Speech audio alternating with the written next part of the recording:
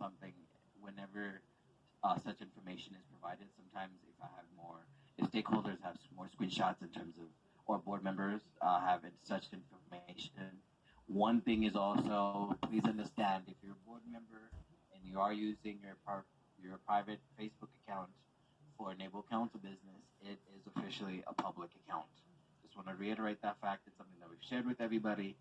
With that matter, it can be an issue where board members can censure you, and you want to make sure you understand the censor process. You want to make sure it's not disruptive. And if the board does go within the censor process, it can also go down the line of board member removal. Just want to touch base on those policies. And so if board members have that type of information, where if you're using, just reiterating, please do not use your private account for Enable Council Business because it officially becomes a public profile. It is something that we've talked about previously. Thank you, Gibson. So we have Patty, Brian, and then Kathleen. I see your hand up. Patty, go ahead.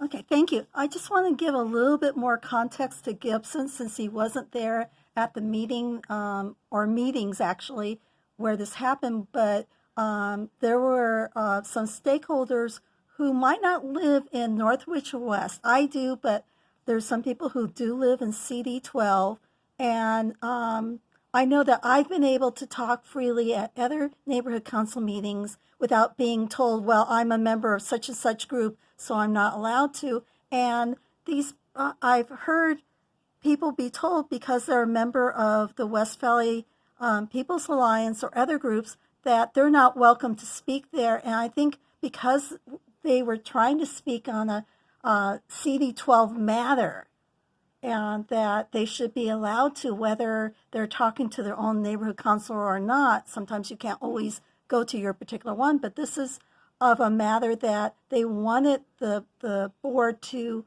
look at and say, okay, we want to look into this matter or do something about this matter and let the stakeholders speak. So this is not something that it just seemed like an unfriendly thing to do to stakeholders, and it wasn't about attacks on anyone, on any board members, but the other way around. So I just want to let Gibson and others realize that. So thank you.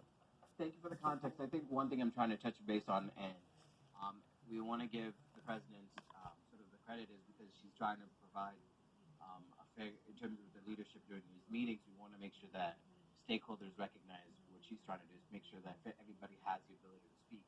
And I think what we're getting into is something that at the moment does need further discussion. And I think this is something that if the board may not take the action right now, but I think one thing is I'll definitely recommend it.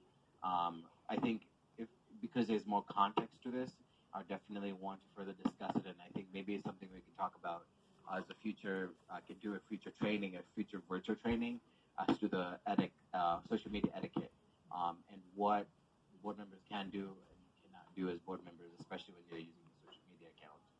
It's just something that we're running into, and we want to make sure that all board members, despite how they feel about other the one thing is you're welcoming public opinion, and you should not, board members should not engage with stakeholders, especially when they're giving a public opinion on a matter. And I just want to make sure that we are clear on that as to how public comment is discussed. Similar to how we have a stakeholder, Mr. Brian Allen is definitely going to provide input.